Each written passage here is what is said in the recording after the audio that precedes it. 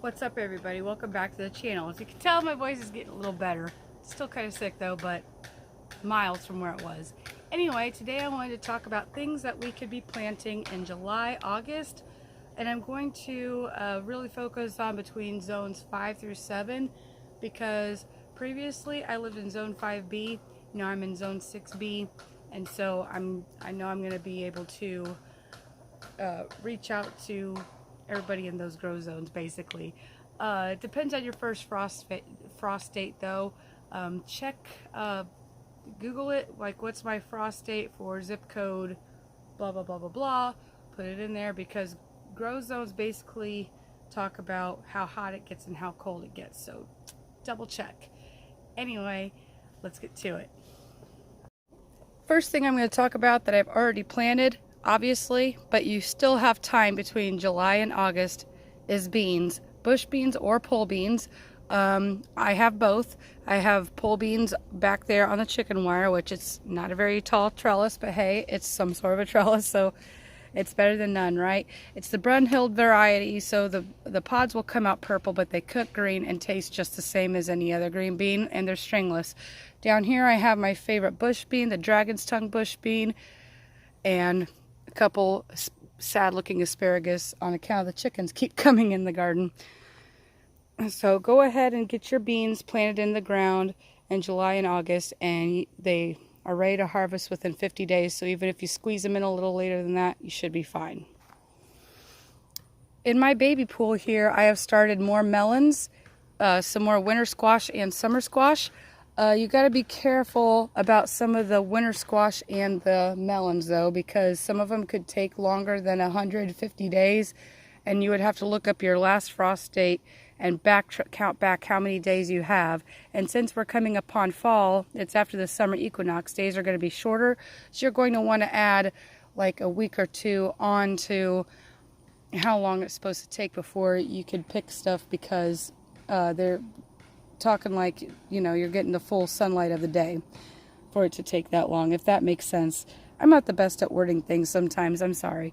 But yeah, you could see I started more. I'm succession sowing, so I already got that, which I've already harvested one of my Gete Okosomen, aka Kentucky squash. I have another one growing here. They're not fully done until they reach orange, but this is already at least a 15-pound winter squash. I have yellow squash growing. A chicken picked that one. I'm going to try to let it grow out for a few more days and then pick it because it's almost ready.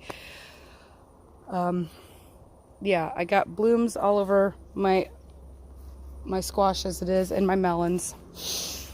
And here too, I have some blooms.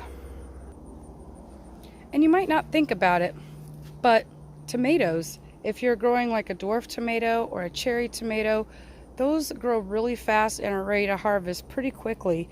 I have some cherry tomatoes over on this side, and I winter sowed them. I started them in, I want to say March or April, or even possibly around Mother's Day, and they are already turning colors. I believe that's the black strawberry, and then I have some other varieties too that are really neat. So let's go through my Heat Lovers Miscellaneous and find some other fast-growing things that we can grow in the garden. I have this new L-shaped bed here that is screaming for something to plant in, but I got to be careful because this is kind of a shadier area, so I'm probably going to pick things like greens and stuff. And I'll also talk about some herbs that you could still grow too. If you like spinach, excuse me, you'll know that it doesn't like the heat. It goes to seed or bolts. So I like to find spinach substitutes like this perpetual spinach. It is a chard, and it takes about 14 to 21 days to sprout. And it's frost hardy too, so you don't even have to worry about it dying out when the frost comes. It'll take a decent frost. Or you can even put a row cover over it to keep it a warmer temperature in there, and so the frost doesn't hit the plants. Also, Swiss chard.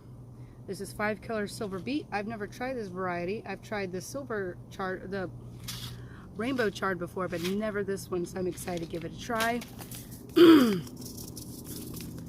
Amaranth, green callaloo. This needs a minimum of 6 to 12 hours a day, whereas the other chards only need 4 to 8 hours of sunlight a day. So this is probably not going to be a good idea for this L-shaped bed, but it's still a wonderful spinach substitution. You should grow in full sun. Obviously, I talked about my dragon tongue bush beans, my Blahilde pole beans. I still have time to grow okra too. I don't know if I'll get around to growing okra this year, but I heard this heavy hitter one. I've been looking at the Baker Creek Facebook page. People are loving it. I also have Louisiana 16-inch pod. Well, that's all I have as far as seeds go, but check it out. There's all kinds of other things you could grow. You could start some dill. You could possibly even sow some beets. These are the bull's blood beets. They don't seem to do as well for me in the heat. They do better for me in when it's a little cooler, like a late winter, spring, fall crop type deal. So I'm going to wait a little bit to sow some beets. But if you live in a cooler zone than I do, you probably do just fine. What other things could you grow? You could be growing dill. If you plant dill next to your squash, it's supposed to help deter squash bugs. Turnips, you could be growing turnips. Brussels sprouts, you might want to start them indoor if you have air conditioning, unlike me who doesn't.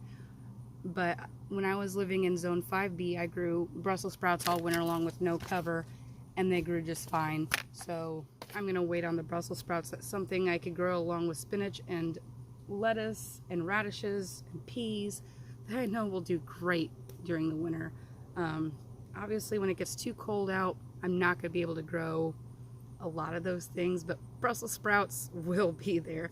So I'll talk to you guys more about that when the time comes. But hey, thank you for stopping by. I'm going to go sow some seeds and transplant some herbs into the shady area. I got some thyme and rosemary that need a new home, and I think they'll do great in this bed. I love you, and so does Jesus. God bless.